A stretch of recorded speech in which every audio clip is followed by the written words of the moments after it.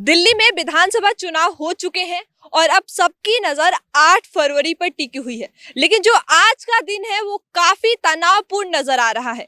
दरअसल बीजेपी और आम आदमी के बीच में आरोप प्रत्यारोप का सिलसिला शुरू हो गया है।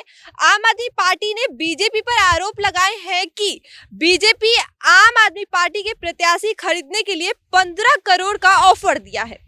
अब इस पे हम बात करेंगे अपने सीनियर से कि उनका क्या राय है। सर, इस पे क्या राय हो सकती है आपकी कि आखिर आम आदमी पार्टी ने ये बीजेपी पे आरोप क्यों लगाए हैं? देखिए, कोई भी सियासी दल हो, कोई भी राजनीतिक पार्टी हो, उनकी पहली और आखिरी मंजिल जो है वो होती है किसी भी तरह से सत्ता तक पहुंचना।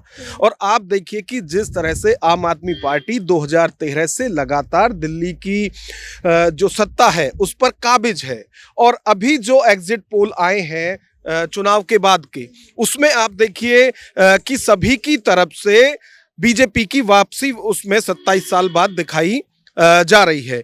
और जो आम आदमी पार्टी के नेता एग्जिट पोल पर कह रहे थे वो अपनी जगह सही है कि हमेशा से ही 2013, 15, 20 आप जो भी चुनाव हुए हैं 2013 के बाद, उसमें हमेशा से ही जो सर्वे कंपनियां रही हैं जो एग्जिट पोल करती हैं, सब ने ही बहुत हल्के में आम आदमी पार्टी को लिया है। और आप देखिए 13 में भी जो उनका प्रदर्शन था वो बहुत अच्छा था। पहली बार चुनाव लड़े थे और 28 सीट उनकी 70 में से आई थी। उसके बाद 15 में तो लैंडस्लाइड विक्ट्री उनकी रही, सभी को चौंकाया था। 70 में से 67 सीट उनकी और 3 सिर्फ बीजेपी को मिली थी। उसके बाद 20 के रिजल्ट भी सबके सामने है। एग्जिट पोल ने कुछ और कहा, लेकिन जो नतीजे थे वो भी चौंकाने वाले आए थे।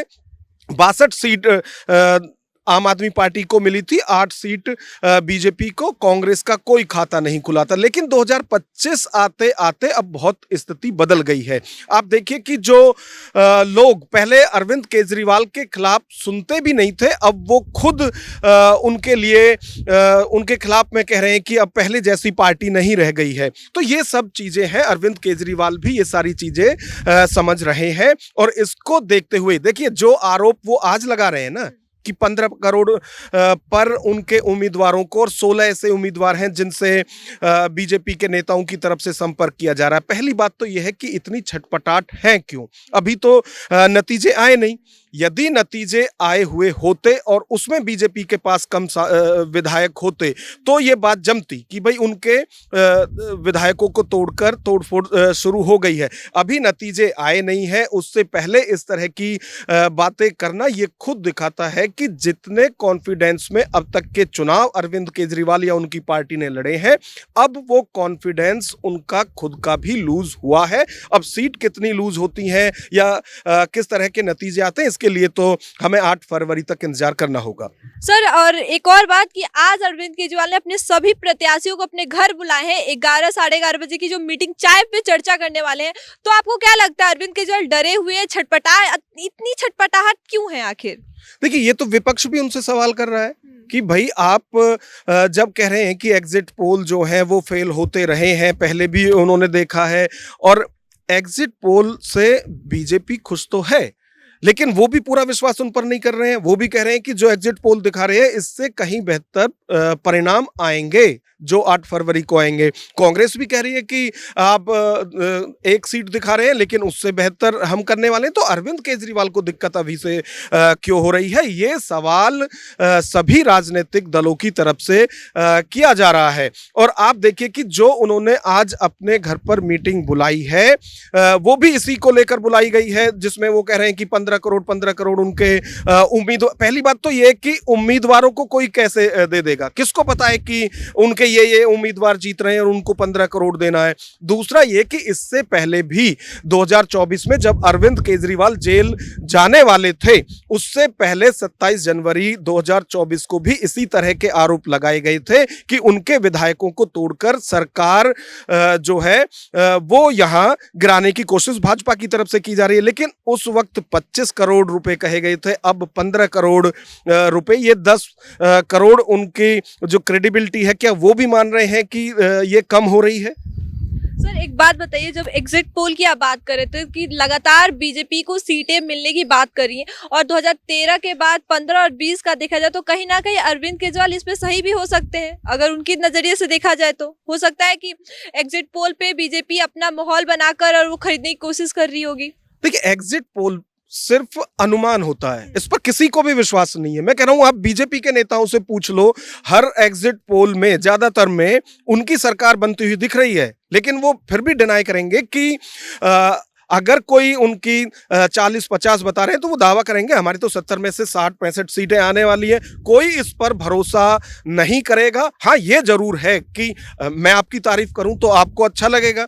तो अब एग्जिट पोल बीजेपी के फेवर में आ रहे हैं तो उनको अच्छा जरूर लग रहा होगा, लेकिन यही एग्जिट पोल 13 में भी उनके लिए बता रहे थे, 15 में भी उनके फेवर में बता रहे थे। तो एग्जिट पोल अपनी जगह है, वो अनुमान होते हैं, लेकिन जो परिणाम आएंगे वो किसके फेवर में आते हैं। देखिए, अंक गणित से सरकार बनती है, वो केमिस्ट्री से आप गठबंधन कर सकते हैं, लेकिन सरकार गणित से बनती है और वो अंक गणित जिसके फेवर में होगा उसकी सरकार बनेगी।